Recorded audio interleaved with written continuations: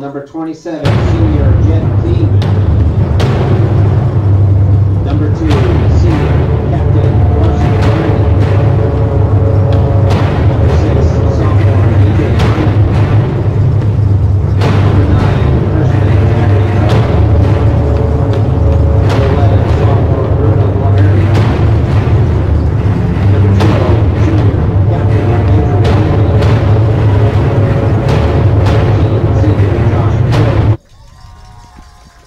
18, junior. Hello, everybody. Peter Welcome to Jerry. Mesper Stadium for the Division III Boys Number 20, State Soccer senior, Semifinals. Matt It's the Loyola College Prep Flyers 21, senior, and the Vandebilt captain, Catholic Ben Terriers. It's a overcast Number day here at 32, Mesper sophomore, Stadium. The Flyers Rosenblatt. and the Terriers trying to get to Coached by the Trey state Williams, championship game assisted by Marco on Vialda, Wednesday Brian in Lafayette.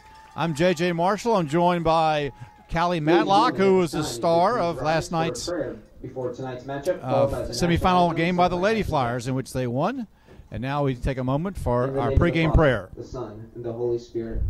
Strong and faithful God, as we come together for this contest, we ask you to bless these athletes, keep them safe from injury and harm, instill in them respect for each other, and reward them for their perseverance, and lead us all to the rewards of your kingdom, where you live and reign forever and ever. Ladies and gentlemen, the national anthem. And now here's Ashley Jackson with our national anthem.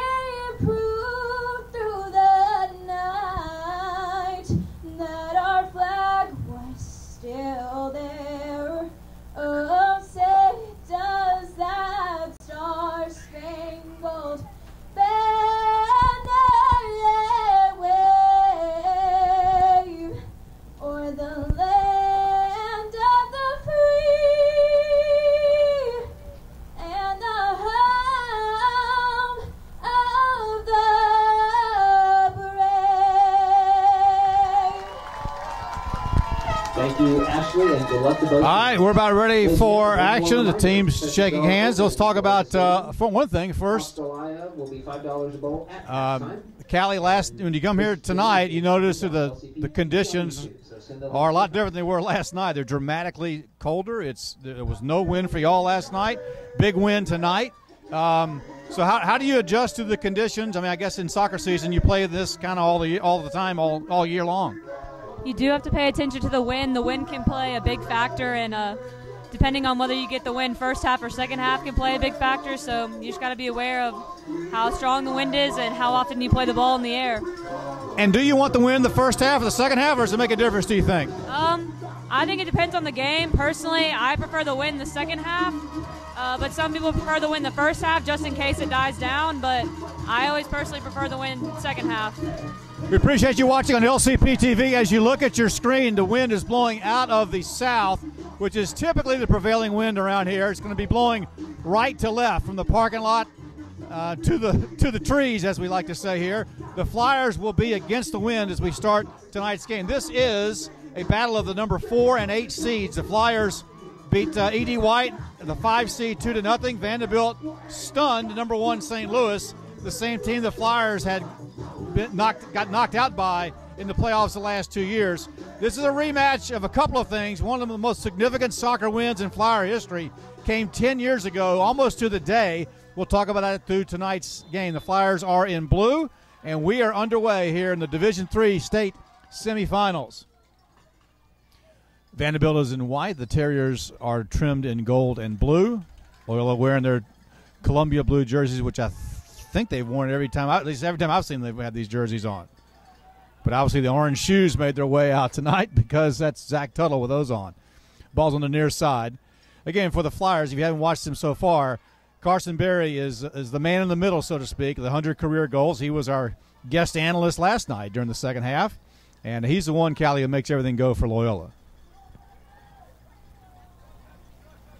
As Peter Van Cherry on the near side, Tuttle sends it in. Berry tries to corral it around to the near side. And across the far side, there's Josh McCoy. That was Drummond. August Drummond. Cherry is doing the battling on the near side.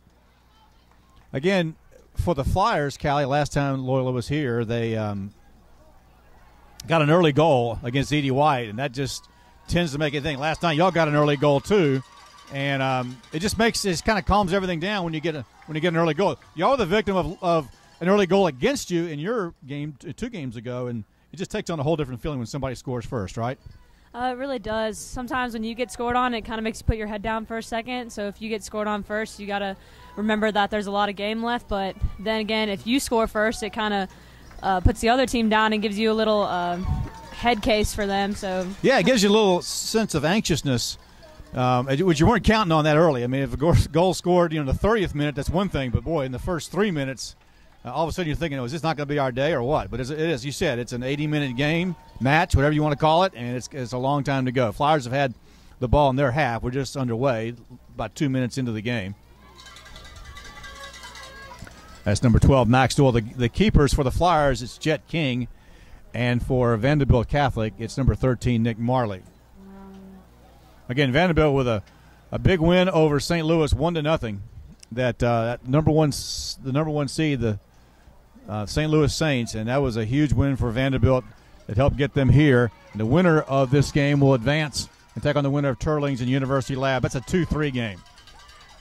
Vanderbilt's first trip down the field, it's interrupted and stopped by Andrew Flanagan.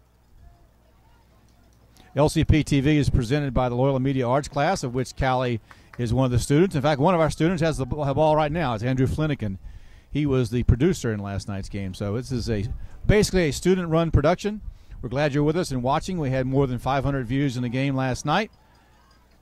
And we hope if anybody down in South Louisiana is watching, following the Terriers, we're glad you're with us as well. We're pushing and shoving in the middle by Matt Mansour. Palmieri sends it back. It's Caleb Rosenblatt. And Barry, again, look for number 2 for the Flyers. He's the one that kind of makes everything happen.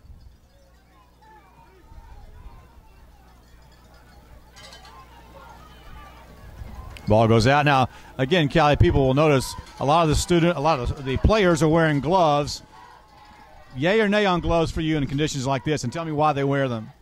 If you're going to be on the outside and have to throw in the ball a lot, I'm going to go with the nay on the gloves. But if you're in the middle and you're not going to be throwing the ball in too much, then whatever keeps you warm, whatever keeps you comfortable in the game. Is it Van Cherry on the right side? Gets taken away. Nice defensive play by Vandebilt. It looks like number 5, Reed Borg.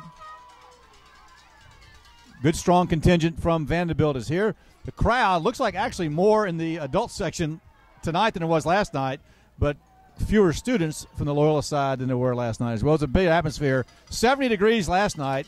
We're at 48 today. No wind last night. Big win today. And, again, Flyers are going into the wind to start the game. That's Rosenblatt.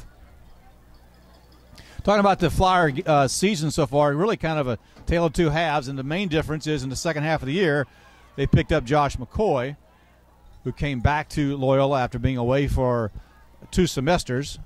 And there he is. He has the ball right now. That's just another offensive weapon that I know that is big for the Flyers. Carson Berry had to carry a lot of the offensive load, and having a guy like Josh McCoy, who was an all-city player as a freshman, that's a lot more for the defense to worry about, right, Callie?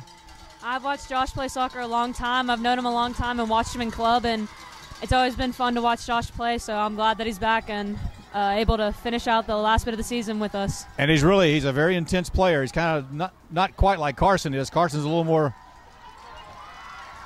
laid back, but when they get the goal in their sights like they have right now, that's Berry over to McCoy, the 2 people we're talking about.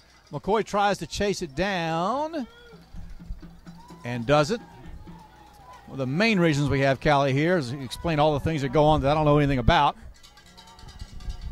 What's a penalty? Why is a penalty? And by the way, he had a big penalty last night in y'all's game in which one of the players was interfered with the goalie and got red carded, as I understand. That's right? I believe it was a double yellow. So if you get 2 yellow cards in one game, then that equals a red card. She will be allowed to play in the state championship game, but she's going to have to take an anger management class because typically you have to sit out a game. But in high school, they have an anger management class. So if you take it, you'll be able to play in the next game. Okay, so The ball's in front of the goal. She's excited about a chance to score. She runs into the goalie. Nobody threw a punch or pulled a knife, but she has to take an anger management class. I'll leave that one alone. That's fine. Those are the rules. Those are the rules. The good thing is she gets to play in the game on Friday, so I know everybody's happy for that. Vancherry battling on the near side. He's going up against Josh Rotolo, and it'll be Vanderbilt will have the ball. Terriers with the throw-in. Andrew Flanagan, battles with Brian Gramajo, and we have a stop.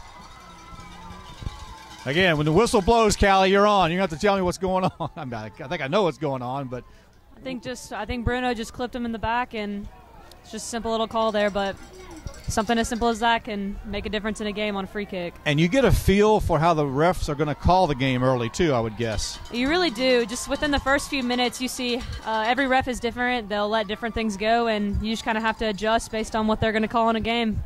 Y'all play so many games, I am assuming that, and across the state, but both teams probably do, you see all these you see these people before, you kind of know what they're like? I've seen a couple same refs in the past few games.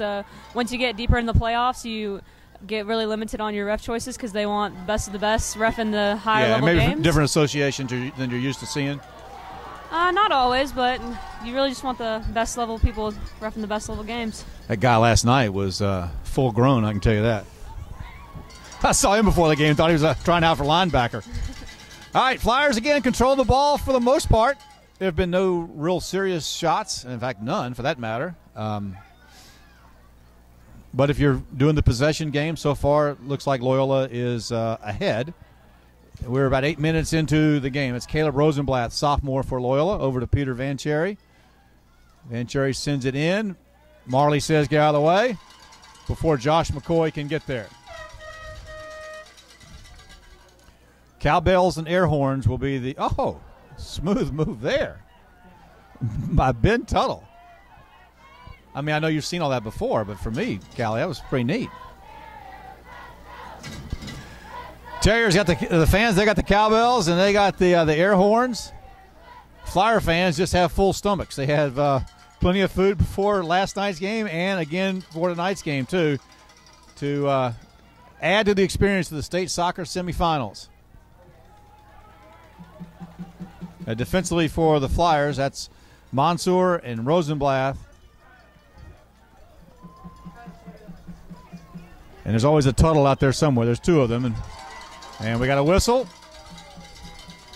Palmieri, the offending party again, I guess. He's going to have to be careful. Too many of those, and he might find himself a yellow card soon. All right, we got an injury, our first of the night. It's Ben Tuttle. Ben is I get my Tuttles mixed up. Ben's a senior. Yep. Number 3, Zach Sanchez. And so they'll bring in number 3, Zach Sanchez, into the game. Carson, I see, talking to the official. What's that conversation like? Why are we getting calls here or what?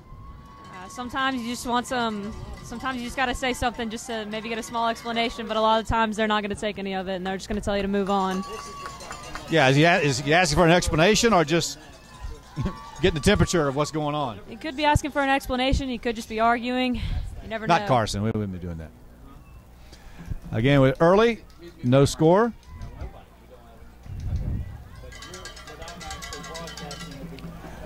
And there's a play by Vandebilt. That's Max Doyle. Runs along the far side, but the Flyers break it up.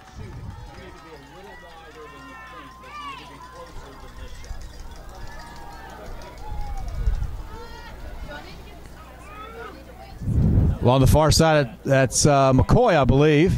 And now it's cleared out by Stephen Capel.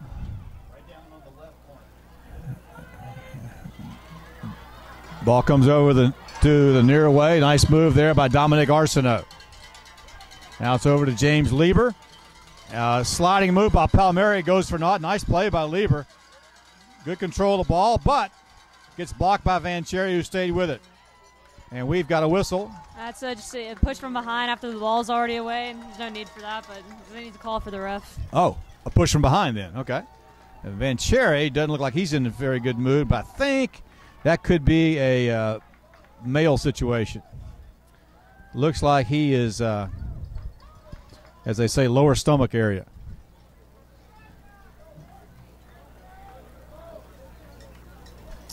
And should be okay in a little while. Let's hope. All right. Down the middle goes August Drummond. He had the big goal for the Flyers in their win over Pearl River. That was in the regionals, 1-0. A game that was much more defensive oriented than we probably thought it was going to be. But Drummond had the big goal for the Flyers late in the game under fairly miserable conditions that night. This is not, Callie, this is not really miserable. It's it might be a little bit more miserable for the people watching, but once you get out there, you definitely warm up, and weather becomes a little bit better as it goes on. Yeah, the wind is probably more of a factor than anything else once you start running around. There's a shot on goal, I guess, that Jet King picks up.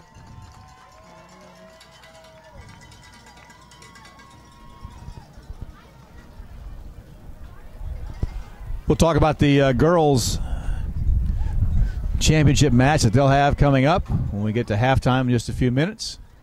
Callie Matlock is our guest analyst. She, of course, scored both goals last night for the Flyers in a 2-0 win over North Lake Christian. There's an attempt by Van Cherry, goes over the back. All right, now, Callie, obviously, Vandebilt knows about Carson Berry. They know he's a prolific goal scorer, 100 goals in his career. Do you, if you're defending for or coaching for Vandebilt, do you pay particular attention to him, or can you not afford to do that because something else might happen? No, I think you have to pay attention to Carson. He can score from almost anywhere in the attacking third, so you're always going to want to have someone pressing the ball when he has the ball, or else you might just find yourself into some trouble. Vandebilt, that's Arsenault again, but it's stopped by Drummond. Drummond's a sophomore, also a all-state golfer for the Flyers last year. Came in third in the division tournament. And he'll be back on the links. He hopes that'll be delayed by at least a week. Winner of this game plays on Wednesday in Lafayette. Ben Tuttle comes back into the game. He was injured a little while ago. Zach Sanchez will check out. And there's Nick Marley. Hard to miss, all red and fluorescent gloves. Headers by Doyle. Ryan Rogers battling with Andrew Flanagan. The ball goes out into the Vandebilt bench. Flanagan hustles it in immediately. The quick throw in is try to catch him out of position, Callie, I guess? Just to hope that maybe the defender's not looking and you get a quick break really quick. Van Cherry trying to battle through a sea of Terriers. He still has it and gets off a pretty good shot, but it's a wide and high right. We had a good angle on that. It was never really going to go in, but that was a good battle by Peter Van Cherry, the junior for the Flyers. And kind of the right wing player for Loyola. We are 14 minutes in, no score. Glad you're watching on LCP TV with us.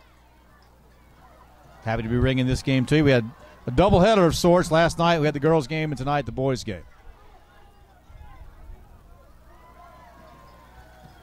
One thing I've noticed, Callie, is you can definitely tell the wind. When Vandebilt has those long kicks, they're going 10 yards farther at least than Loyola's are. That wind is pretty strong. The wind definitely can play a big factor in a game, and I personally just like to have it the second half and just try and get through the first half. And if you make it through the first half, you have a good chance of getting some goals in the second half. You feel like, Zach Miller knocking the ball out. You feel like a 0-0. You're ahead in a 0-0 game when you haven't had the wind yet. There's nothing worse than being down and having to come back whenever you don't have the wind with you. Yeah.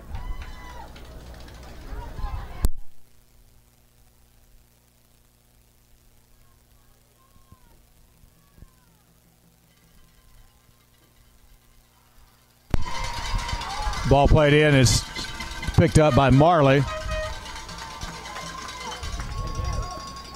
And again, I was just talking about a big ball that's going to bounce, and after the first bounce, it would have landed at the 15-yard line. Not what you typically see there. Here's August Drummond on the far side going up against Gramajo. Here's Barry. He's taking on Reed Borg. Along the far side, there's McCoy coming in. McCoy's just a blur sometimes. I mean, he just comes out of nowhere. He's a hard worker. Vanchery had it, but couldn't really make a good play on it.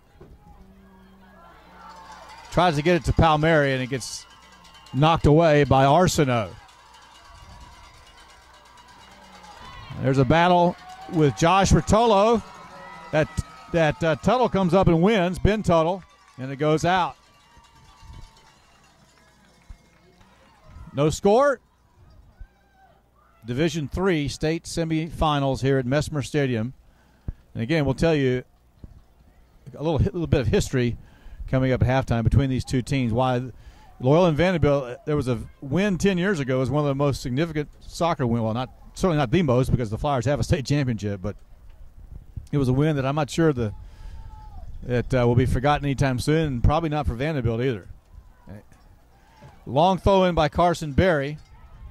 Berry gets it back, gets it into the middle. He's just trying.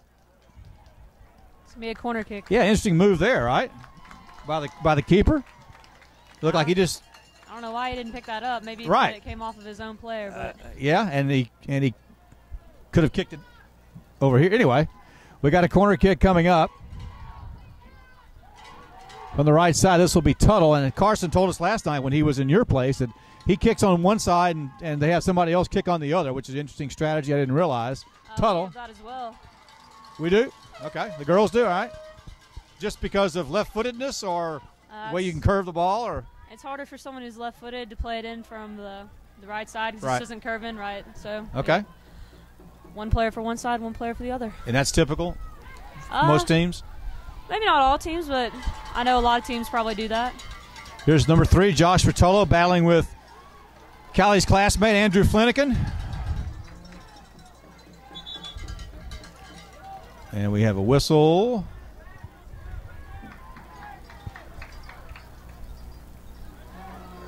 Oh, there's a swing and a miss by Zach Miller. Vanchery, here's Berry. Vanchery has it on the right side. Knocked away, still loose, and Vandebilt saves it. Boy, there's your first big chance of the night. Callie, what'd you see there? I thought Carson was going to take it himself there, but he played it back out to Peter, and defenders caught up to him. It was just unlucky there for the Flyers. Kicked it right into Nick Marley's chest, and Nick's of course, he's the goalie, so that's a good place to be, or the keeper, I should say.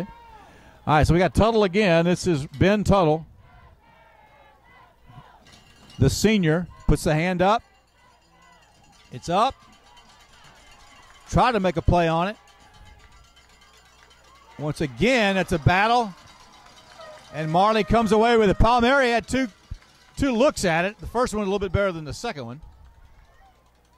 Flanagan stops the ball on top of the Snoopy on the doghouse. Back to Palmieri, and now Rotolo comes loose with it. Left foot way downfield, but Monsour's going to run it down, and Jet King now has it.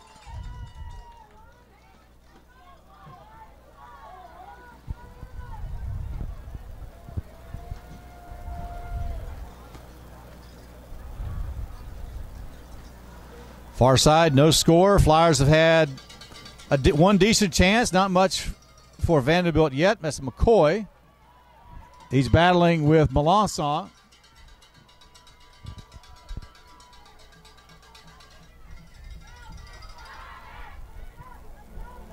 Mansour, well, that got in the wind pretty obviously there.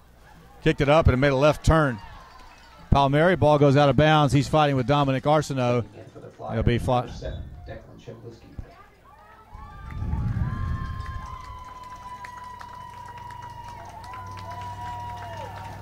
Flyers will make a substitution. Palmieri comes out. Chmielewski comes in. All right, Callie, we're halfway through. What have you seen? What's it look like, the strategies involved? Well, they're having a lot of success out wide. Peter's been able to get by that outside back a few times, and I think they're getting some opportunities, but they just haven't been able to put one in the back of the net yet. If you're Trey Woodham, the head coach for the Flyers, are you happy that you've had most of the possession time, or frustrated that you haven't been able to do anything with it? I mean, I don't think there's much you can complain about. His team has had most of the possession, and I mean, you can't blame his team. I haven't had many opportunities, but I would probably get pretty frustrated if we get later into the second half and nothing else has come up.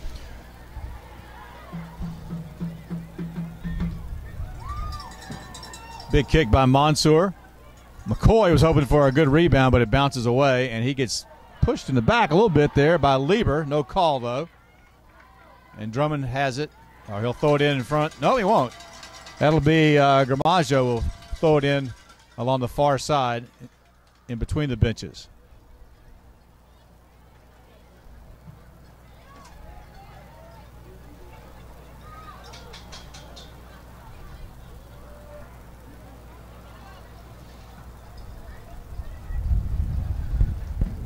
McCoy arguing it should be Loyola's ball.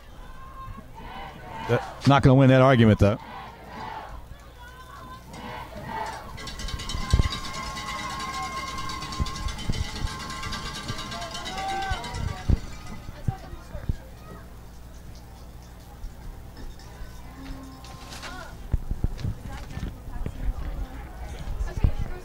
All right, here's Flanagan. On the far side, there's Josh McCoy. He's got Barry in front of him.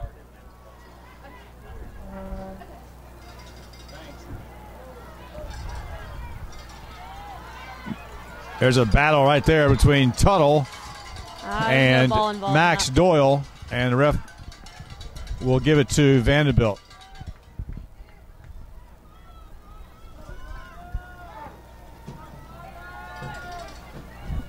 Borg send it downfield. Mansour gets to it. Now here's McCoy. Tuttle hustles into position as Barry has the ball on the near side. Barry gives it to, try to give it to Tuttle. Arsenault with the interception, but Barry gets it back. Flyers have 5 in the spot in front of the goal. Flanagan gets it taken away by Ryan Rogers. Drummond comes up, makes a play on it. Vanderbilt player goes down. That's Gramaggio. And now Flanagan has it. In front to McCoy. Header headed back out by Lieber. And the ball will go out. Checking in for the Flyers, number 11, Bruno Palmieri. Palmieri is going to come back in.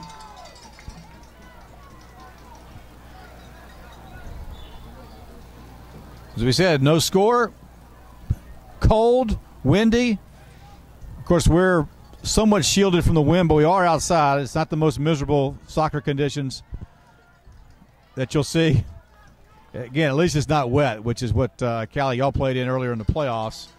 And, I mean, I know you say you kind of get used to the wind and the cold. It's hard to get used to the wet, or do you?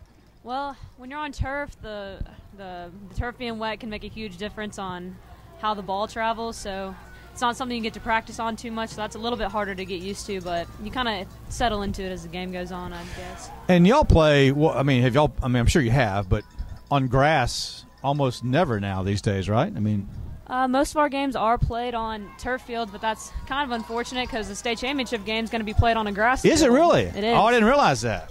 Wow. So you'll go behind the stadium and practice on that for a while, I guess? A couple days this next week. We'll do that. So is that a tremendous change, or is it just a little something that'll take a while to get used to? It is different. I mean, it's not like, we've all played on grass several times before. It's just in high school you don't play on grass as much, but it's definitely can be different. All right, here's Tuttle with the kick, with the corner kick for the Flyers. They rush in. Ball is knocked away. Tuttle tries to run it down. But there is Lieber, who has done a great job defending for Vanderbilt. Rosenblatt will have it, says a few words to the crowd. And we have a whistle because the Flyers have a substitution. Eli Cooper will come in. He's going to take the place of McCoy. That's an interesting substitution. Any thoughts? Rest? I think Coach Woodham's just trying to tell his players to get out as much as they can, and he'll give them a sub for a couple minutes and then just put them right back out. He took Palmieri out a little while ago. I'm looking along the far side. It looks like Josh may just be Yeah, getting some instruction. Yeah, that's exactly right. It's there's some pointing going on, and then a little instruction, and we'll see. That's Andrew Flanagan, Matt Mansour, over to Drummond.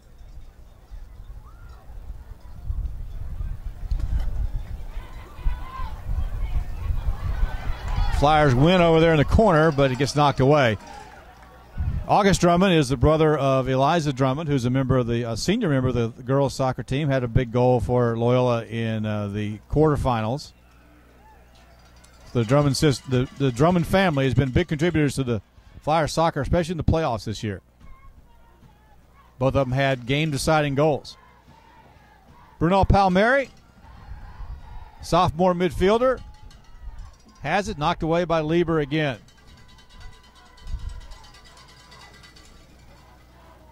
There's Drummond.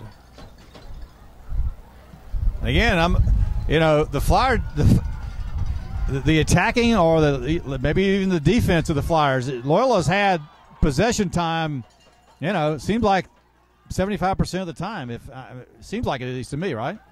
They have had a lot of the possession. Vandebilt's not pressing too much. They're just sitting that one forward high, and they're kind of packing the box, making it difficult to get too many clear shots off. And it's been effective so far.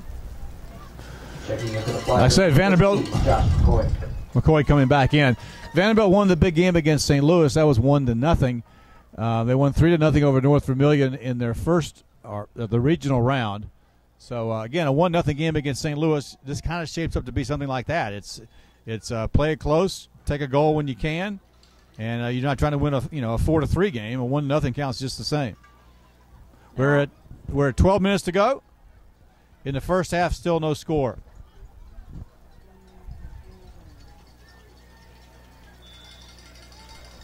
That's going to be a push in the back, and it's going to be a free kick for us. All right, free kick for Loyola.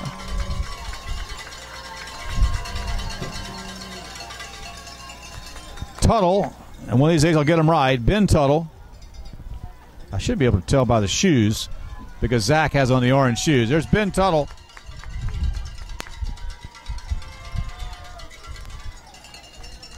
Ben, the senior, gets it in, headed away by Vandebilt. There's Rosenblatt looking for some help. Knocked away, and Max Doyle comes up with it for Vandebilt. Along the far side. Doyle runs into Drummond, knocks Drummond aside. Flyers keep possession, though.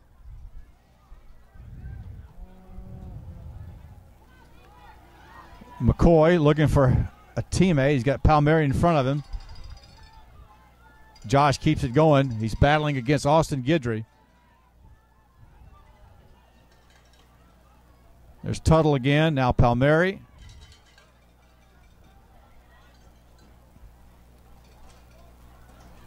Now it's along the far side.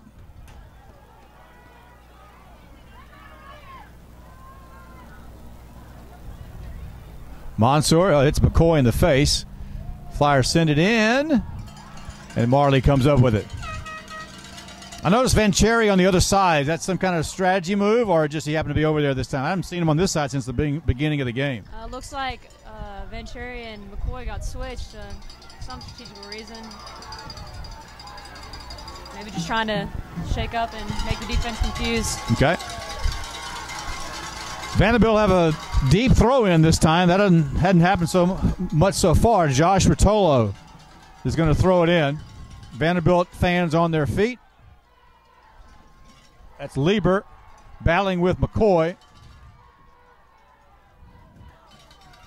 And it goes out, and it'll be Flyer ball. Lieber tried to talk him into it. Ref would have none of it.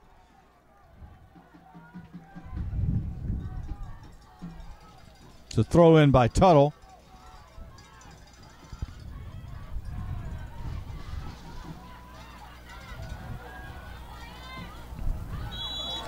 Rosenblatt. That's going to be Tuttle. And Tuttle, you tell me what happened. I was watching the ball. A little shove after the play. Rosenblatt cleared the ball, but Tuttle kind of clipped the Vandebilt player at the end, and after the ball was gone. And so another free kick. That's going to be a free kick.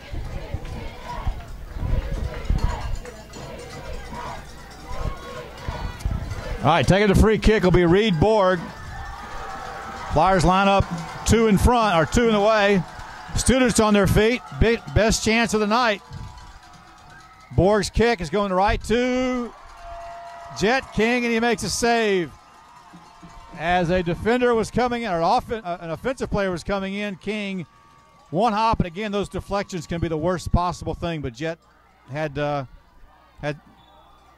hand on that immediately.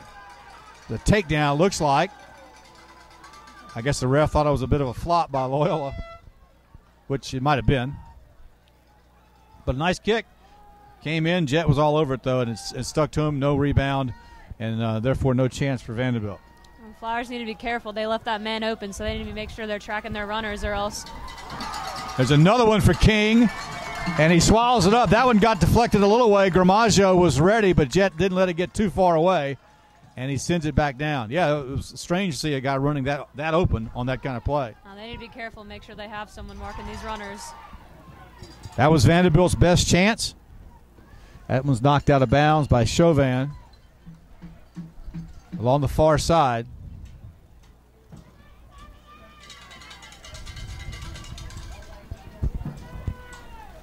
Flyers wait to get lined up, but quickly knocked away. Flanagan, it always seems like he hops every time he kicks the ball. Gets it back out. Now here's Vancherry getting loose. He's in front of the goal. Tries to get it back out on the side to Barry. Barry trying to find a man, looking for a teammate. There's Vancherry. Tries to shuffle it in, can't do it, but the Flyers are there. There's Tuttle. It comes back to Tuttle. It gets away. Looks like Palmieri is going to go back to Tuttle.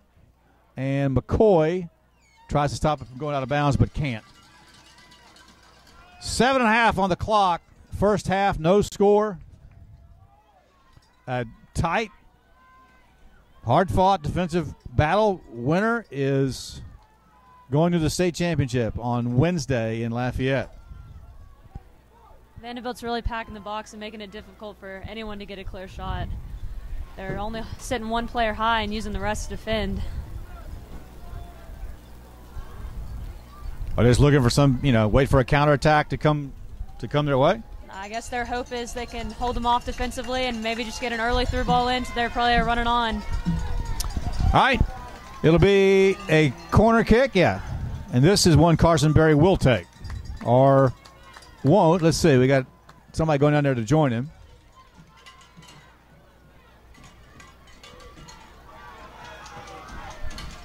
And they take Carson out. And that's going to be Flanagan. Carson's all alone. Flanagan gets it to him, tries to stop, winds one up, gets it, and it's knocked away, but there'll be another corner coming up. I would not want to be the defender on the other side of a ball that Carson kicks. I mean, that was perfectly lined up. I mean, almost like they let Carson free once they figured out Flanagan was coming. That seemed like not a gimme because it was a long way away, but yeah, he had a chance to wind up and kick it, which is all you can ask for. All right, so Barry will do the corner kick this time. Goal is tightly packed.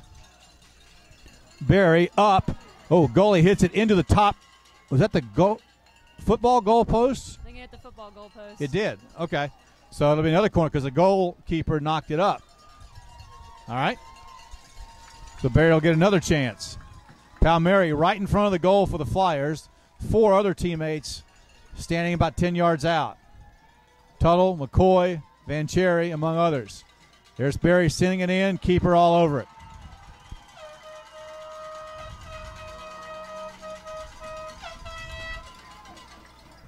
Nick Marley, and just like we said, looking for a quick counter. He's 1v5 right now. That's Ryan Rogers, and that'll be a takedown called on Tuttle. Another time he's getting clipped. Freshman Zachary Tuttle, number 9.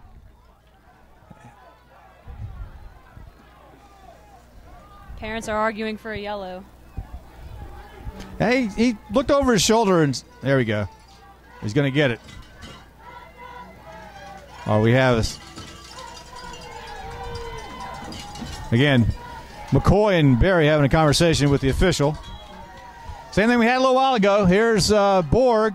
Sends it in. Knocked away by the Flyers, though. Looked like Flanagan, I'm not sure. Actually, it was Mansour.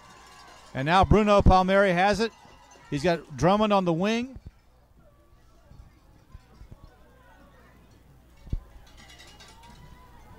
Barry trying to get loose, but it gets headed away by Borg, who's got it along the near side. McCoy defending.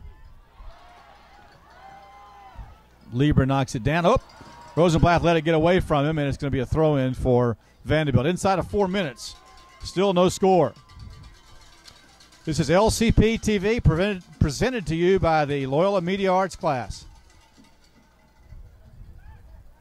Far side. That's Ryan Rogers battling with Rosenblatt, and Flanagan comes away and takes away from both of them.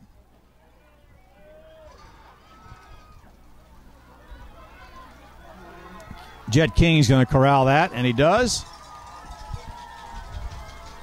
He's got Vanchery out there in front of him, but decides against it. He'll just hold it for a while. He's got, what, Callie, how long to decide what to do with to get rid of it? 30 seconds or just whenever they say?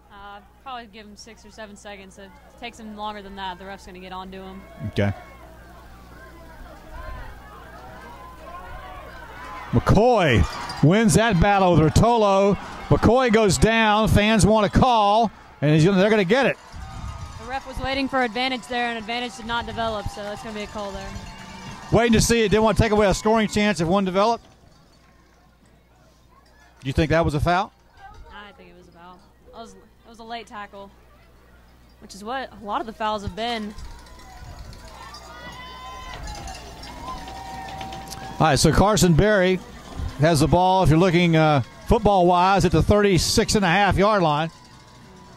So he's 46.5 away. Flanagan circles around as if to draw away defender. Berry, long kick in. Goalkeeper comes up with it. Marley has it. You really have to be conscious about staying away from the goalkeeper, though, in things like that. I mean, it's a lot of the time, the goalkeeper is going to get the benefit of the doubt. Yeah, it seemed like every time. Interesting play there by Jet King because he had to time that perfectly. Couldn't come out of the box, and he had a Vanderbilt player coming at him just in the nick of time. Jet was able to corral that. That could have been a trouble if it been half a second later, but he timed it perfectly. Tuttle's going to throw it in. Clock stopped at 2 minutes, as it traditionally does here at Mesmer Stadium. 2 minutes and a half, but however, how much time there really is, who knows? Hadn't been any major injuries or seemingly a whole lot of time stopped. McCoy falls down as he battles with Lieber. And now it's out front to Rotolo. Rosenblatt gets it back. There's a header by Tuttle. Vandebilt a little bit on the attack as Gramaggio out on the far side. Terrier falls down. Flyer falls down. He just tripped him. There's no play on the ball there at all.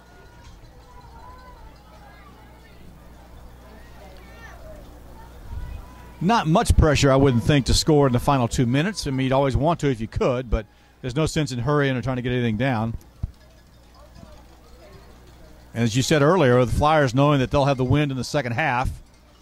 And we'll talk about what that can mean for the second half adjustments when the time comes. Flyers have the ball in front of the goal. Just knocked away. Barry has it. It gets knocked away. Kicks it up to Palmieri, but Lieber comes in. There's a chip by Tuttle. Nobody gets it. Now Tuttle has it again, and it's cleared out by Lieber. Here comes Mansour for Loyola. Matt Mansour, number 20, the junior, loses a battle there. Whistle stops. And we are at halftime.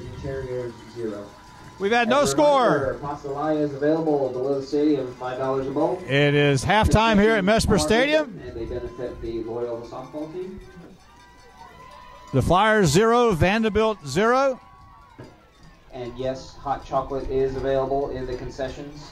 And one more reminder. And speaking of media arts class, we're going to show you. Thank you. We're going to show you a hype video that was created by the media arts class. Hope you can enjoy this. We'll come back and talk about the first half. Also talk about the girls going to the finals. When we return with more, we'll also talk to head coach Mark Matlock. Here, enjoy this hype video first, though. You are now listening to a DJ DZP. Bluefish sunning stacked up in my pocket. Wrist stone froze, check the drip water faucet.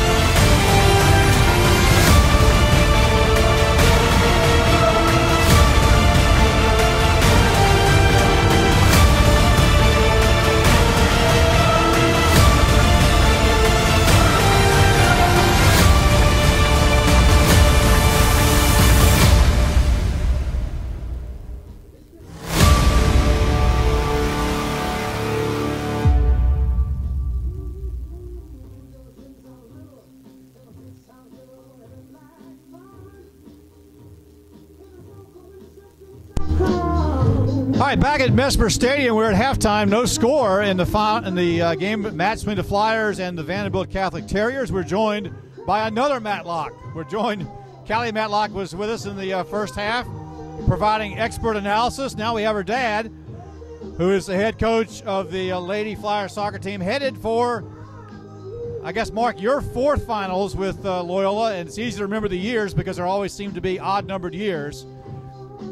You talked about a number of times about the disappointment of the loss from last year really being an important thing. Now, granted, it helps when you got a bunch of seniors like you do too, but it seemed like y'all were singularly focused on not letting that happen again. Yeah, definitely. I think last year we came in with that kind of shiny record in the #1 ranking, but hadn't really tested ourselves very much. So this year, coming into the season, I definitely wanted to make sure that we played a difficult schedule so that we'd be prepared and we wouldn't be surprised in the playoff by the jump in intensity, and I think that's really helped. You do this anyway, but this year you talked about how you went to Division I top teams, Division II top teams, Division III. You played everybody. I mean, I remember hearing the story that y'all went down to South Louisiana, got beat, found an opponent on the way home, and played them too. I mean, you anywhere, anytime you were playing teams. Yeah, that was definitely the philosophy this year. We have a larger roster that's pretty deep, so we had the opportunity to play in a lot of tournaments and some games back to back that not a lot of teams have that. Are blessed with that much ability and talent to be able to come off the bench that deep. So, I wanted to make sure again everyone got experience, and no matter what we saw or faced in the playoffs, that we would have already seen it. Talking with Mark Matlock, the head coach of the Lady Flyers, going to the state championship game. It'll be Friday at 7:30. I didn't find out till your daughter just told me a little while ago that this game will be on natural grass. I thought and what kind of adjustment will that be? Yeah, it will be adjustment for us for sure. We've only played 2 games on grass all year. Part of that is because of the weather that we've experienced, all the rain and everything, but we'll be ready. We've got the grass field here to train on, and we're going to, this next week, actually go train at some different facilities that are grass that are not our home field, just to get acclimated to being on a different field than, the Mesmer turf or turf around the state.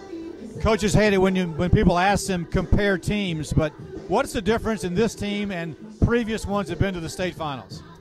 You know, I think the biggest difference is we've had some superstars in the past that I think we've relied on to do the majority of the work, and this team's been very balanced as far as contribution and effort, and if there's one player that's out or can't play or doesn't have a good game, someone else has been able to step up and, you know, kind of fill that role for us. So I felt in the past maybe we've had to rely on one or two players to score goals or to contribute, and you know, starting with a great defense this year, I think we've got a fantastic defense. Yeah, too, I was going to say, to me, the hallmark of a Mark Matlock team is your defensive backs. I mean, you got a wall back there. Every time y'all go to the finals, it's because of your defense. It seems like to me, anyway.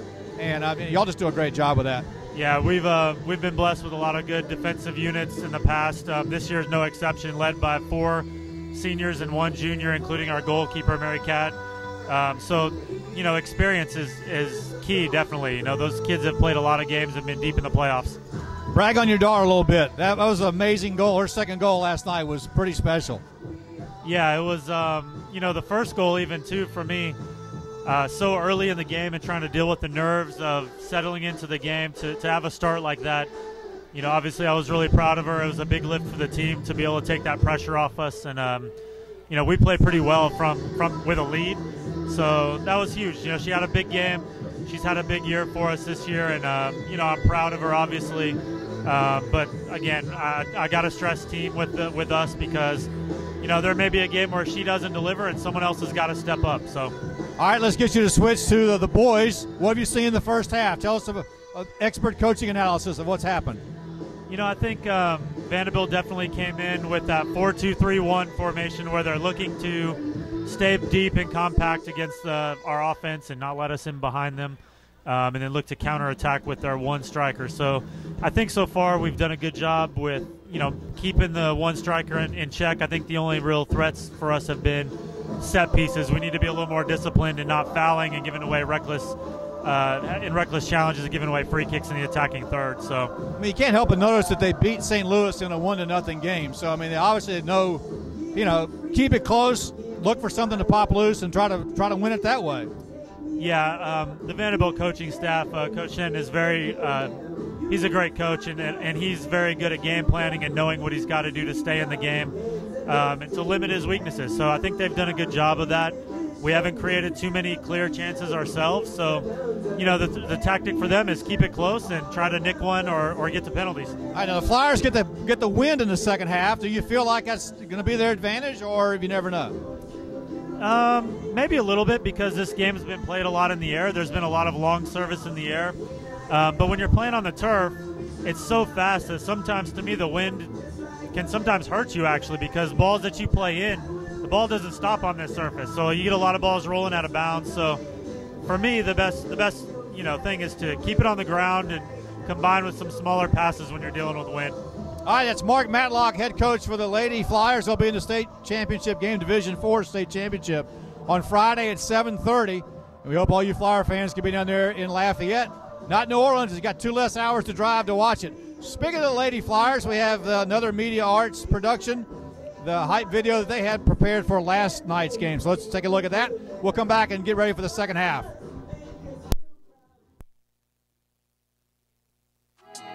You are now listening to a DJ DZP. Bluefish, sunning stacked up in my pocket. Wrist on froze, check the drip water faucet.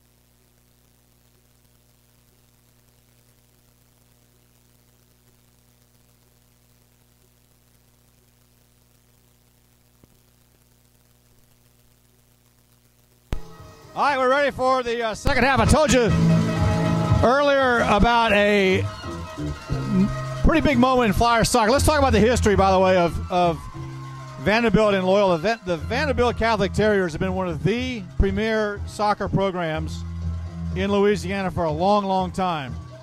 Last year they were the state champions, beating E.D. White, a team the Flyers beat earlier in the playoffs. They won 1-0. Flyers lost in one of the epic games in the history of soccer in this state, 6-5 against St. Louis. A game unlike anything anybody's ever seen. 2017, Vandebilt was knocked out in the quarterfinals. In 2016, they got to the semifinals and lost to E.D. White. 2015, they were state champs. They beat Ben Franklin 1-0. In 2014, Loyola lost to Vandebilt. This is a rematch of that game and lost 3-1 in the quarterfinals. In 2009, though, 10 years ago, Loyola was the 8th seed. Vandebilt was the 1 seed. The game was played at Vandebilt, and it was 0-0 until the Flyers ended up winning on penalty kicks. It was a quarterfinal game. It was one of the most amazing athletic events I've ever seen. Loyola went on to beat Neville, the 4 seed, 2-0. And that was 10 years ago today, in fact. And then on the 21st of February, Loyola played in its last state championship game against Turlings Catholic and losing 4-1 at this field, Mesmer Stadium, which was the last soccer game played on natural grass. So this is the Flyers' first appearance in the semifinals in 10 years. If they can manage a win, it will be their first appearance in the finals in 10 years. So they're trying to make that history if they can. Again, somebody is now less than 40 minutes away, unless we have overtime, which is always a possibility in soccer. And we are underway in the second half. As the fates would have it, though, the Flyers have the wind in the second half, and the wind has died down. Look at the flag. Yeah, it's still a little bit, but it's not nearly as bad as it was before. I'm J.J. Marshall. I'm joined by Callie Matlock, a junior member of the Flyer soccer team, ladies soccer team, who will be in the finals on their own on Friday night. Callie providing the analysis for us. She's a member of our media arts class at Loyola, as are all of our camera people as well. We appreciate you joining us on LCP TV. And we invite you, if you are a Loyola supporter, to subscribe to our YouTube channel to get all sorts of updates, videos, live streams, and such. All right, Callie has stolen a jacket from her father. She's much warmer than she was before. That's the dad's problem for coming up here and being our halftime guest. Feel better? I do feel better. Temperature has definitely dropped, especially with the sun going down. Yeah, okay. And the wind, though, is not so bad. If you see the flag in the south end zone, it's fairly limp, but the one at the entrance to the field is still blowing right to left as you look at your monitor. It's Carson Berry getting it downfield to Josh McCoy, but it's knocked away by Reed Borg. All right, Callie, game like this, 0-0, finals on the line, nobody scored in the first half. Is it at some point, does the anxiety level, I'm trying to say, start to get incrementally higher? The more that clock runs down, the more anxious both teams are going to get. There's probably going to be some more reckless tackles the longer the game goes on if the score stays low, because everyone's just trying to do everything they can to get the win. Near side, that's Matt Mansour. Over to Andrew Flanagan. Josh McCoy battling on the far side with James Lieber. That'll be a throw-in for the Flyers.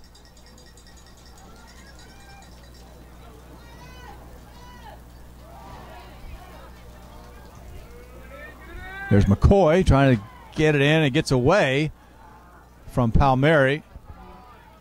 Drummond has it. Knocked away before it could get to Carson Berry. There's Tuttle. Palmieri. Another Tuttle. And it's cleared away by Vandebilt. Good crowd of Vandebilt supporters here at the at Mesmer Stadium. As the Terriers break loose, that's Ryan Rogers before it's taken away by Matt Mansour, who keeps it in bounds to Palmieri near midfield.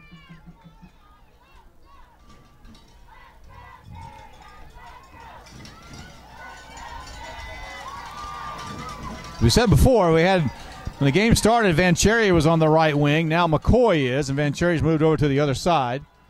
Strategic move by Coach Woodham. Takedown, but referee won't buy it, and I didn't think it was much of anything, but the player is still down. And we stop play along the far side. Ref's checking to make sure he's okay. That's it. He's only required to stop it immediately if it's a head injury, but once the ball gets to a place where neither team's really attacking, he'll stop the game, but whoever has clear possession is going to get an indirect free kick from. And how does he know when? Okay, indirect kick. All right. How does he know when to stop it? What's considered non-threatening, I guess? The ball's in the middle of the field, and there's not really going. Nobody's on the attack? He's not really dribbling too quickly. He's just kind of holding the ball up, or if the ball goes out of bounds, he'll hold the play. There's an indirect kick by the Flyers. Drummond, nice move. August Drummond, sophomore, gets it in front. And McCoy, not really close, but wound up and gave it a shot.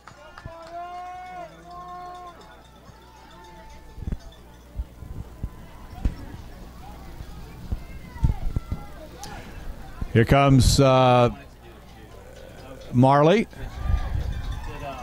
the goalkeeper for Vandebilt. Jet King for the Flyers. There's Tuttle.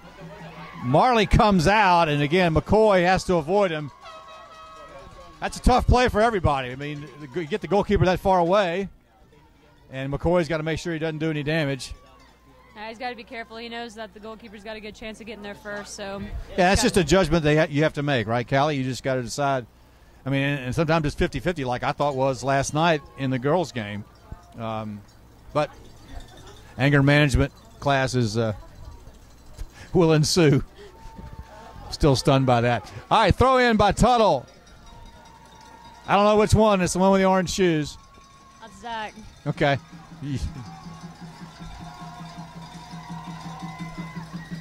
To make matters worse, there was another Tuttle that graduated last year. And they all make matters even worse, they all look alike. Barry with the throw in. There he goes, taking his gloves off. Yeah, I was going to ask you about that. Is he leaving him off for the rest of the game, or is he going to get somebody to go over there and get him for him, or what? One of his teammates off the bench will probably go get him for him. Okay. Drummond with an out-of-nowhere kick.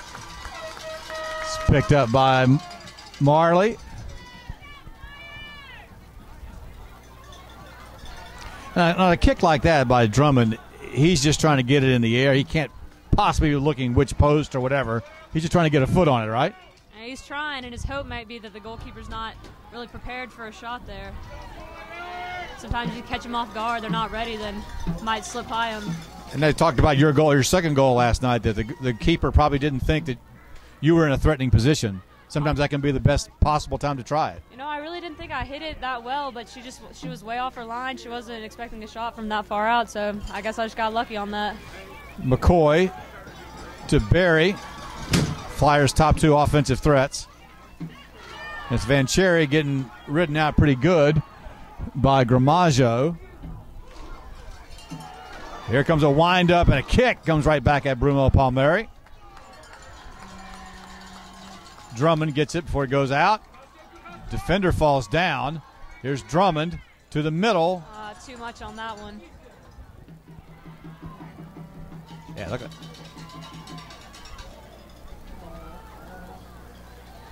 There are a couple of Flyers, and Drummond would be one of them, who just seems like he's constant motion all the time. McCoy to some degree too, but Carson Berry just kind of stays in the middle and directs things, and these guys are all on the outside just running around like crazy. There's McCoy on the far side, and it'll go out. It'll be a throw-in for the Flyers.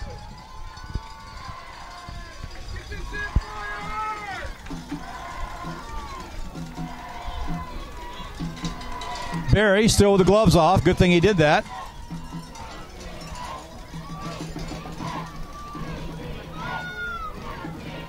Berry's throw in, trying to get it near the goal. Somebody can make a play on it.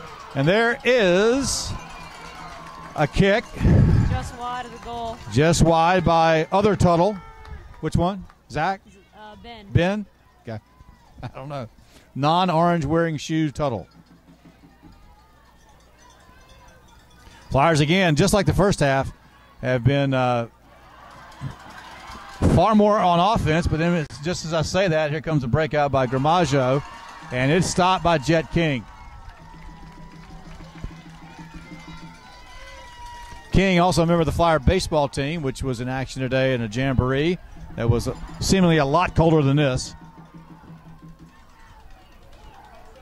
Vanchery, and that's a foul? He's going to call that on Peter there. Okay, I thought that was a nice play by both of them. I thought that was 50-50. I don't know about that one. Yeah.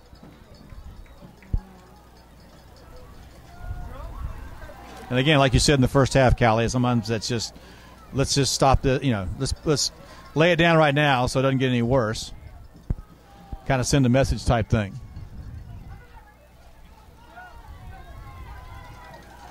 Again, no score 10 minutes into the second half.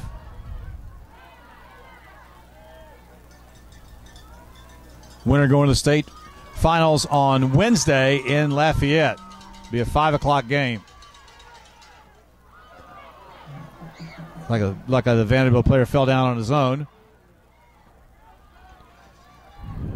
Terriers have 4 out front. Flyers with 5 defenders there. There's a little kick in that Jet King has gets easily done. The left footer. Your dad was talking about how the wind doesn't necessarily play to your advantage. Sometimes balls go further than you're planning on them going, and it kind of messes up your rhythm a little bit. You never can quite be sure. That is true.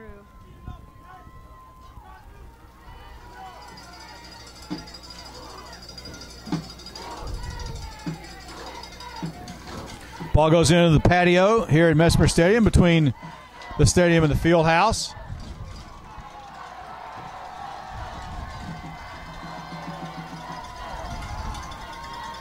There's Vanchery. Now Palmieri comes in.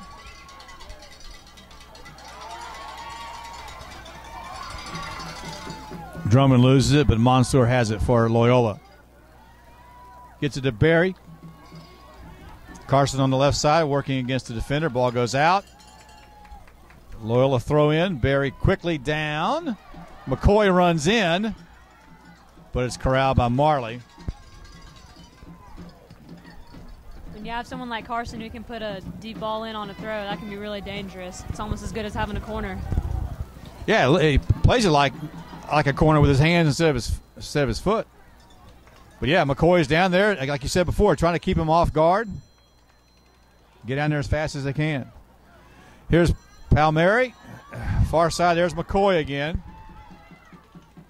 Stops, plants, works on his defender. Ball goes out. And it'll be a throw-in for Loyola, and it looks like Berry's going to do that again as he makes his way over. All right, Callie, we're more than 10 minutes in, about 12 minutes in to the second half. We talked about anxiety level. Yeah. You know that a goal is like 5 goals when you get down to this point in the game, right? It really is. Honestly, when you get this deep into the playoffs, you're not going to see more than 1 or 2 goals a game, most likely. So. Right. You really got to capitalize on all the opportunities you get. Got a keeper, got loose. Flyers couldn't try to get a header, couldn't do it. He's back in position now. There's a kick and a stop by Marley. A nice stop. He did not have a lot of room to make a judgment there. He was way away from the goal. Got his hands up just in time. That was probably the Flyers' best chance right there. A couple of chances, actually, in that series.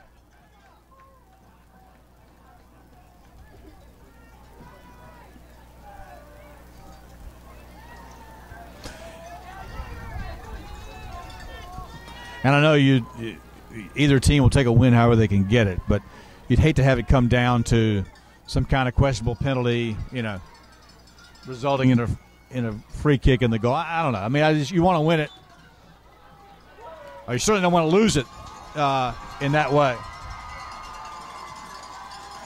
Okay. Fans are excited about something. Looks like no advantage developed, so it's going to be a free kick back there from the original foul.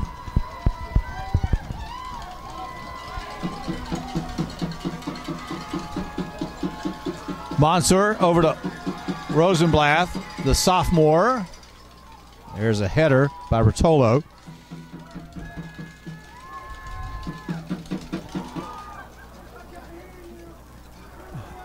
And it goes over the back line, and it'll be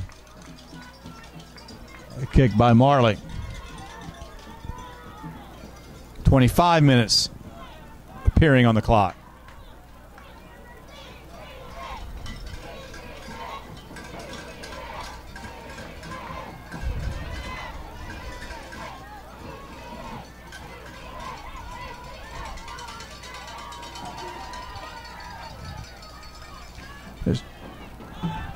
Doyle takes it in the middle. Along the far side, there's a little bit of a missed kick. Back to the middle. 3 on the attack. Flyers have 4 back. And now here comes a counter. Carson Berry's going to run down. Near corner. Flyers have 2. They have McCoy and Van Cherry up front. There's a kick by Flanagan, doesn't go. There's a left footer. He goes over the top. Didn't see who that was. That's Declan. He had a shot. A big left-footed kick went over the football goalpost, but still a decent chance for the Flyers there as well.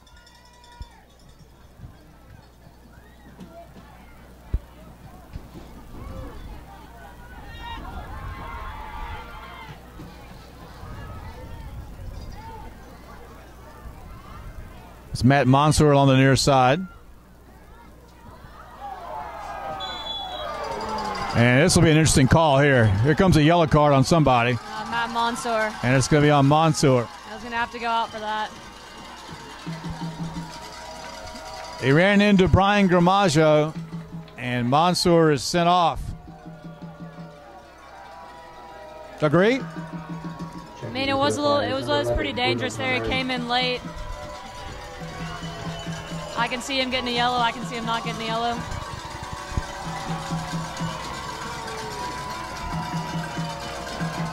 Flyers make a substitution, obviously, for Mansour.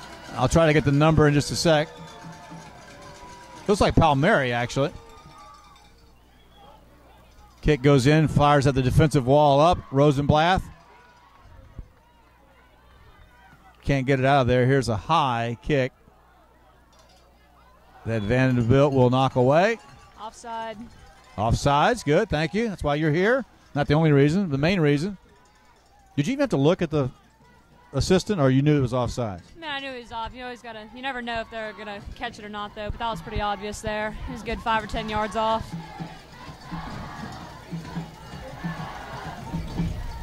Fans getting a little worked up. They're getting anxious as well, as we talked about the anxiety level for the players and coaches certainly. And you know that the first goal of the night is going to be huge for whichever team can get it.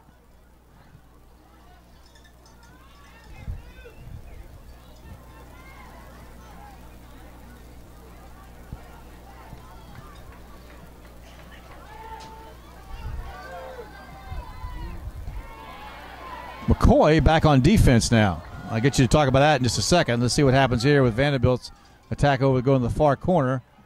Rosenblatt's going to run down there with him. It's Ryan Rogers. Goal kick for the Flyers. All right, you got McCoy down on this end. Is that just helping out, or is he literally playing defense now?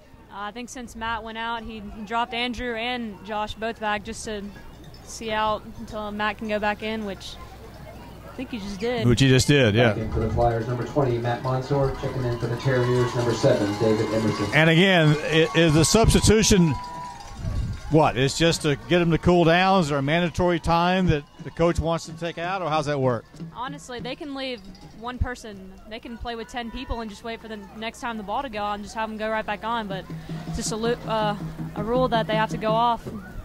just for a second even. There's McCoy. Barry gets a little shove.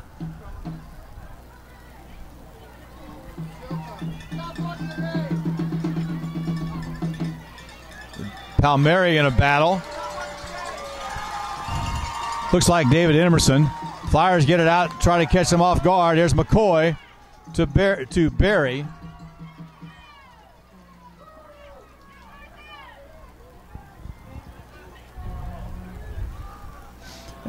And Callie fitting in Josh McCoy midway through the season. Again, he was at Loyola for 2.5 years before he left. But is that during midseason? Is that a problem? Does that take time to adjust to what he does, what he doesn't do? Or I mean, I'm sure it took a couple games for them to get used to him being back. But a lot of these players have played together for a long time on club teams together, and they know how each other play. So probably wasn't too difficult of an adjustment to make.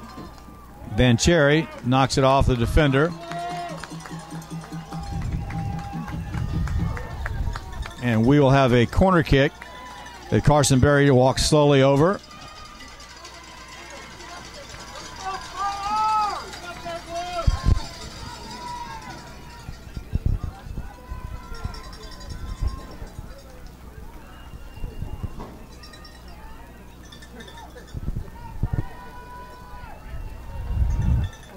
Quick kick to Monsoor. Here comes Barry with a wind-up.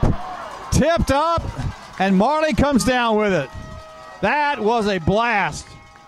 And a great angle we had on it, Callie. That was something. Our goalkeeper's keeping them in the game right now. Saved a couple that could have gone in on some other goalkeepers. Yeah, that was really something there by Marley. Flyers get it out. Palmieri battling.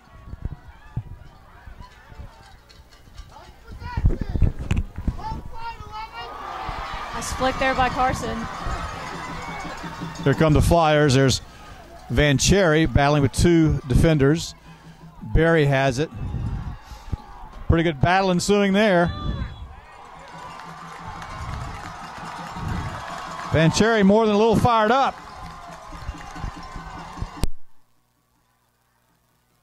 I think he's arguing the late little shove there by Peter, but I think the ref's calling the initial foul.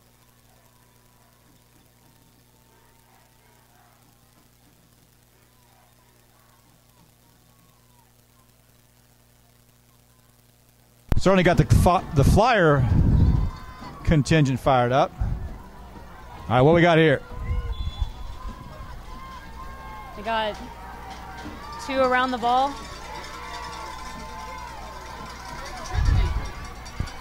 Is that a decoy? Are they caught Carson a little too quickly? I think they were going for the decoy, but they actually might have caught him a little bit too quickly in the process. Yeah. There's Tuttle. Long kick in, but a relatively easy save for Marley.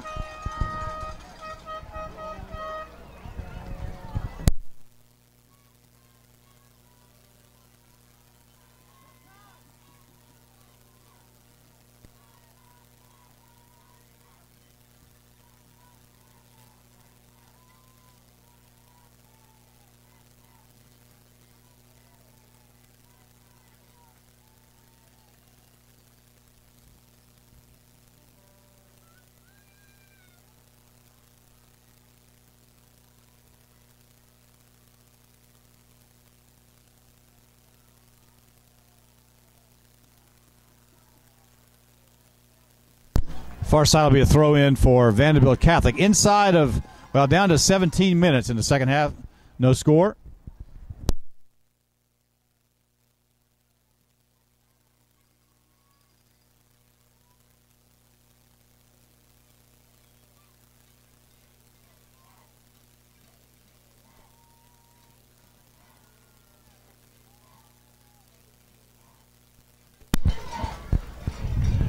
Battle on the far side. It'll be Vandebilt with the throw in. Fans getting a little fired up now. It's for Vandebilt, it's a long road home if they don't win. For the Flyers, it'll be a golden chance, if they don't win, with a semifinal game at home to get back to the state championship game, which hasn't happened in 10 years. There's Jet King sent it back downfield. Arsenault has it. Tuttle misses on a header. He goes out as he battles with Rotolo.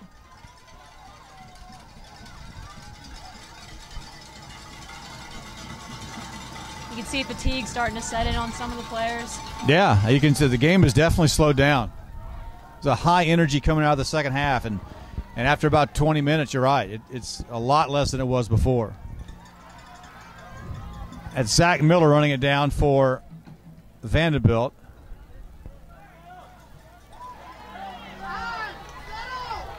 Van Cherry, near side.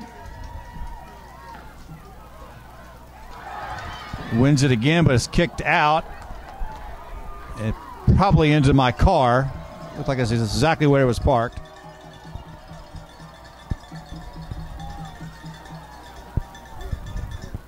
Time winding down. Darkness has set in, as Callie said. It's colder. I don't know if it's significantly colder, but it's colder than it was when the game started. The wind, however, maybe lost about 5 miles an hour on what it was. It's still windy, and Flyers are going that direction with the wind. Loyal's had a couple of decent chances. Here's a header right there. That's in. Good goal for the Flyers. Wow.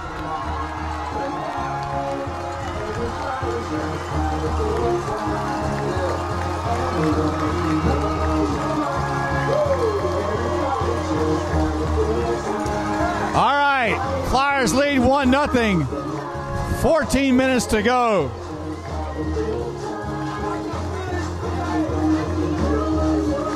All right, Callie, tell us what you saw. Peter Van Cherry's taking credit for it. I know that. I mean, I told you that those long throw-ins from Carson could be dangerous. And now you're really going to have to explain what's going on. Looks like the AR saw something the center didn't see.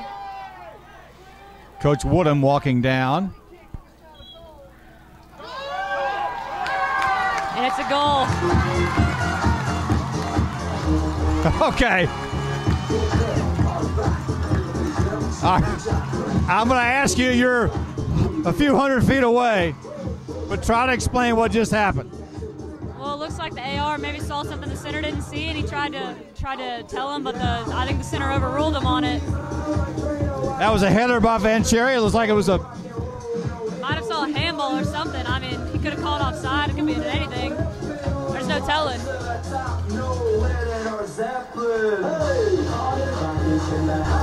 Well, certainly a point of discussion as the Flyers are fired up. Vanderbilt's stunned. That was Barry on the free kick, is that right? Carson, I think so. Throw-in. That was Carson on the throw-in. Okay.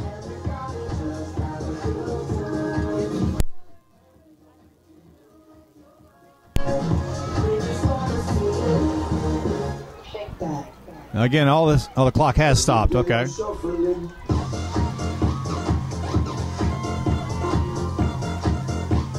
Now the official coming over talking to Loyola coach Trey Woodham.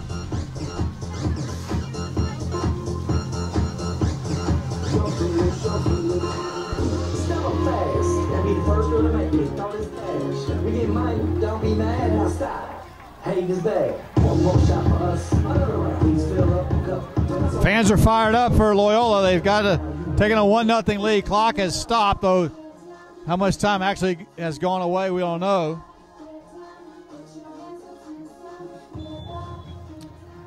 All right, it's on the board. 1-0 Loyola leads.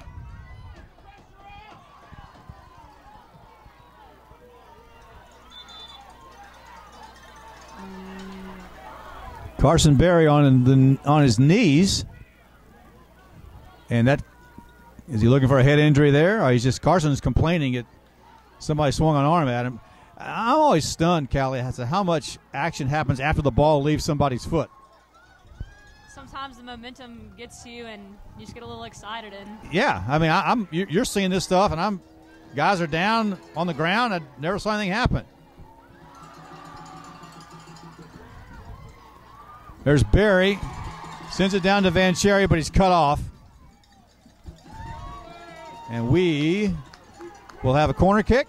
It's going to be another long throw-in from Carson. A throw-in, okay. Let's see if the Terriers learned their lesson from a couple minutes ago when they gave up that goal.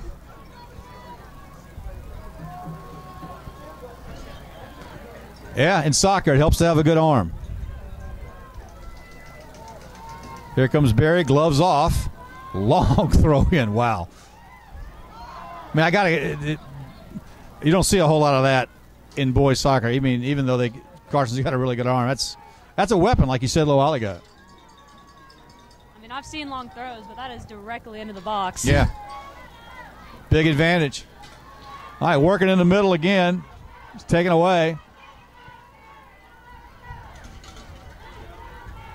Flyers contend to probably do a little more passing than they normally would, but there's McCoy in. A far side Barry winds up and hits the side of the net. And it is the nature of Loyola to remain aggressive. At least the boys soccer team, Coach Woodham, sometimes it actually frustrates him a little bit. Leighton Miscagni coming in for Loyola. He had a goal in the 2-0 win earlier in the playoffs. I've talked to Trey before. He said, yeah, sometimes I have to tell him, hey, do you realize we're ahead? Don't have the foot on the gas quite as much as you did before. But that's how they play sometimes.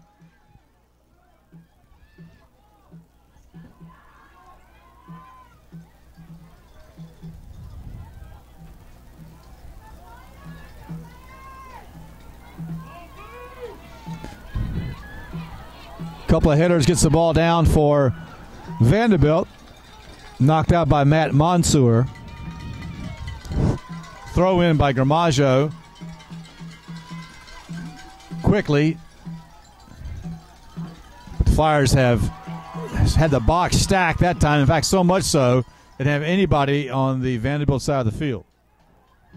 They know they just got to, I mean, if Vandebilt doesn't score, then that's it. It doesn't matter if they score again. Now, as a player in this situation, are you clock watching? Most definitely. You're every chance you get, you're looking at the clock. At least you admit it. Kick by Barry goes wide. And if you are clock watching, it says 11 right now. Again, it was a pretty lengthy delay after the Flyers' goal, so we'll see what happens when the clock gets stopped and how much time there is added on.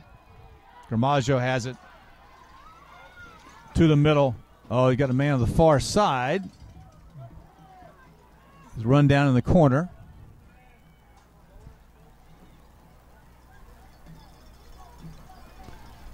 Chipped in. Barry's going to try to get it out. He does. And again, one of the concessions you might make is you might see Barry playing far more on the defensive end just to get an extra body in there more than anything else, right? I might see a formation change. Then they were originally playing with 3 forwards, but as time goes down, focus less on scoring and more on not getting scored on. Yep.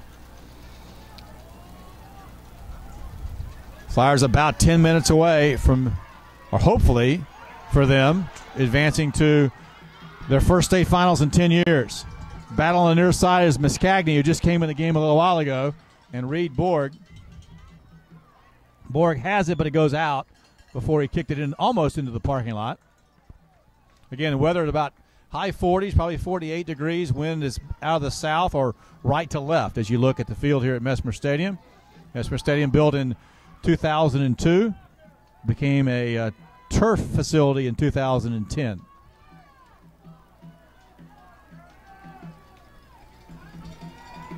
Mansour trots over to pick the ball up for the throw-in.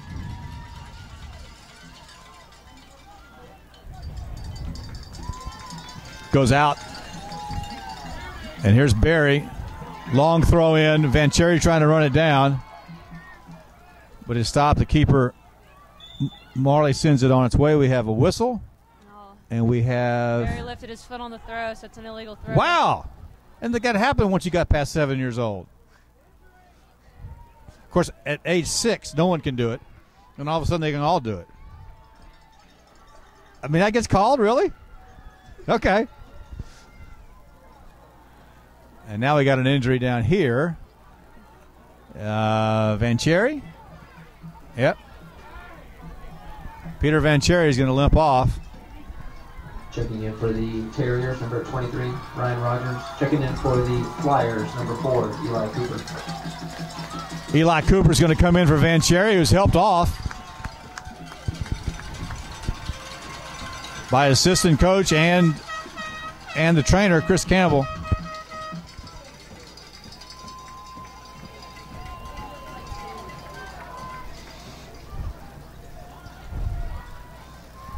This will be more time added on once they get Peter Vanchery off. A valuable player for Loyola, especially on offense. Here's Gramajo. Mansour is going to battle on the far side. Does a little ride job on David Emerson. No call. And the Flyers will go back on offense.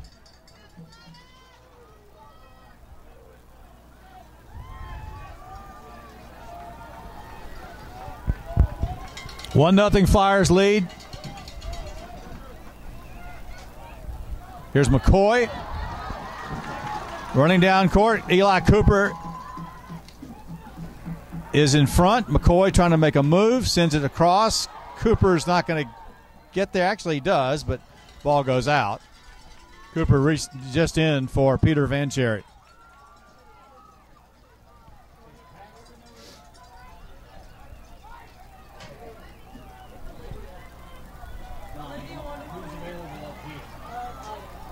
Here's Josh McCoy near side.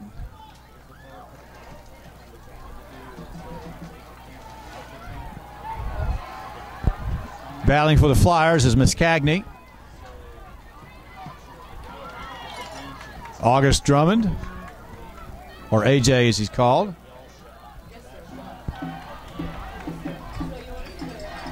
Ball goes into the visiting stands, comes back out. All right, we're in the late stages, not quite extra time yet. But the anxiety levels, as we said, are high. And we got a Vandebilt players down along the far side. And it's been a hard played game, played at a pretty good speed. As Callie said a little while ago, the fatigue, even on a night like this when the weather is really cold, it's kind of slowed down, obviously. Seeing several players getting cramps now. Yeah, and you always think cramps is one of those. It only happens in 80-degree weather, but it happens a lot actually during this. When you play as hard as these kids do, with all they got on the line, not that surprising. All right, here we go. Back in the middle. Drummond battling. Wins control of it. Sends it down. Miscagni was there, but couldn't get it to him. That's number 23, Ryan Rogers. He's fighting along the far side with Tuttle. Flyers stay on side. Miscagni trying to run it down, and he gets to it. Miscagni back to the middle. Cooper has it in front. Winds up. It's blocked. Took a little too long to get that shot off. Cooper falls down in front. Here comes McCoy to try to get it back, and the ball is going to go out in between the two benches on the far side. See Vandebilt putting several more players forward now than just the one forward they had earlier. Now they're attacking with 3 and 4 instead of the 1. Yeah, it's definitely go time for Vandebilt. Down 1-0. Somewhere in the last 5 to 7 minutes of this game. For Vandebilt, it'll be another trip to the state finals. For the Flyers, it'll be the first one in 10 years. Tuttle to Barry. He was trying to get Josh McCoy and couldn't get there. It's broken up by Vandebilt. Near side, that's Max Doyle. To Gramajo. Rosenblatt gets pushed down and gets the call. He was definitely interfered. Looks like the call is going to go on Ryan Rogers.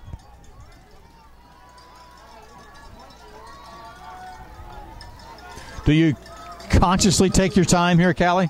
No, most definitely. This is just long enough. Just long enough to where they had no time. You got to be careful. Yeah, 5 seconds here, 5 seconds there will add up. There's Drummond. And I'd also think it's more just have possession. I mean, you'd love to score, but just possession is the biggest part of this whole deal. If you got an open man, get it to him. All right, far side. There's a slide in.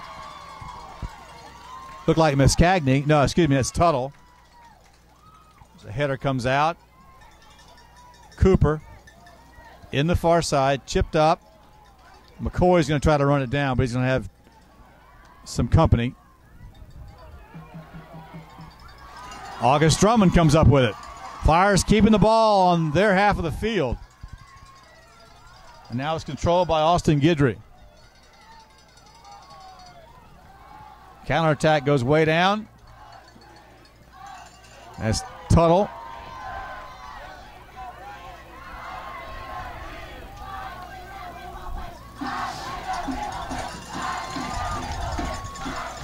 Flyer fans counting down the minutes. And there aren't many of them left as they have a 1-0 lead. There's Rosenblatt. Missed on it, but goes and tries to play defense there. And steals the ball.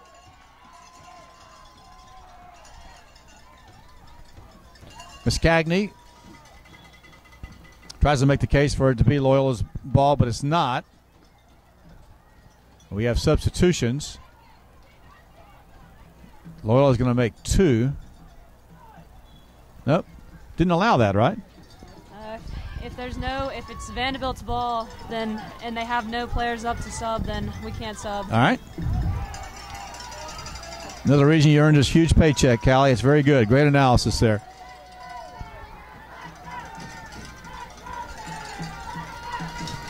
Over in the far corner.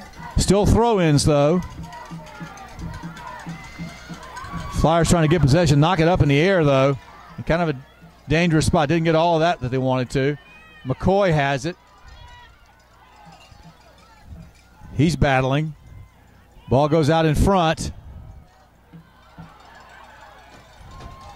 And will go out. It'll be Vandebilt ball. The clock is stopped with 2 minutes. How much extra time, we don't know. But it is stopped at 2 minutes. Here's a chip in front. Vandebilt tries to control. Kick is deflected by Rosenblatt. Goes out to the far side. McCoy over there as well. And Josh lines it up and knocks it into the parking lot.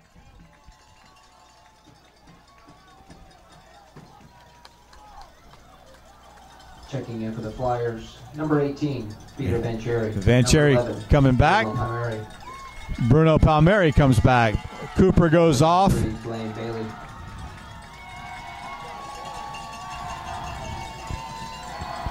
I think I heard him say Bailey also came in. All right. Just waiting for that final whistle if you're a Flyer fan. Vandebilt trying to see what they can scratch out in a 1-0 game. They're back in front. It's definitely much more activity in front of the Vandebilt goal than there was. They got everybody down there. Here's a long kick in. The Jet King, first baseman on the baseball team, keeper on the soccer team. You expect him to catch that, and he does.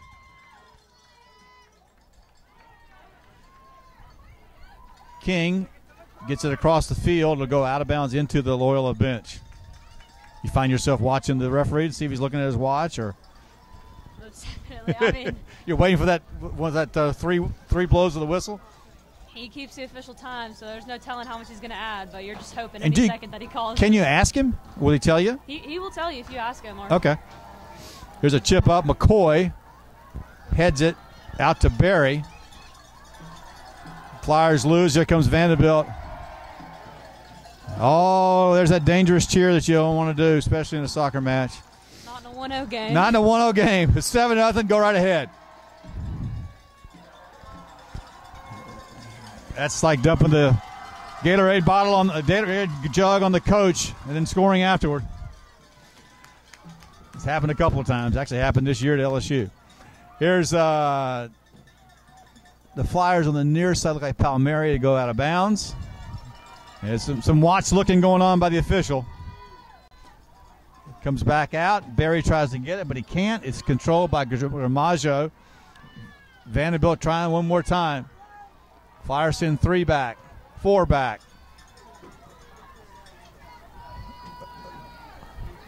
Over the corner, King comes up with it. Wasn't really a threat, but he went out there and made sure that it wasn't. That's the final whistle. That's it. That is it. The Flyers have won 1-0 The final score. and are headed to the state championship game on Wednesday at 5 o'clock. For the Flyers. It'll be at the ULL soccer field in Lafayette. So the boys and the girls are both going to the finals. ULL Cajun soccer track. I think I said 5. It's at 7:30. The students, ULAB is up 2-0 against. as we just heard, ULAB is up 2-0. Loyola girls will be in action in the final next Friday. So the Flyers will have Division 4 representation in the state championship game in both the boys and the girls. If I had my handy Ladies and gentlemen, thank you for reference attending material, this I would game. know. If it has happened, it hasn't happened Thank you often. to the Loyola parents and students for It's the final attending game, this final soccer game at Mesper Stadium tonight. Everyone, as you leave. We appreciate you watching on LCP TV.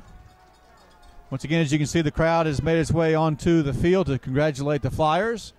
Vandebilt with an outstanding season. They were the 8th seed, the Flyers the 4th seed. We appreciate you watching LCP TV. This is a production of the Loyola Media Arts class. We want to thank Callie Matlock, a junior in the Media Arts class, for joining us for expert commentary. Also, students Meadow Wall, Gabby Steinmetz, Paxton Floria, Olivia Ferlito, and our producer has been Kyle Tanner. Thanks for joining us. Congratulations to the Flyers. And for Flyer fans, you need to get down to Lafayette for either or both of those games coming up on Wednesday and Friday. Thanks for watching LCP TV. This has been a production of the Loyola Media Arts class.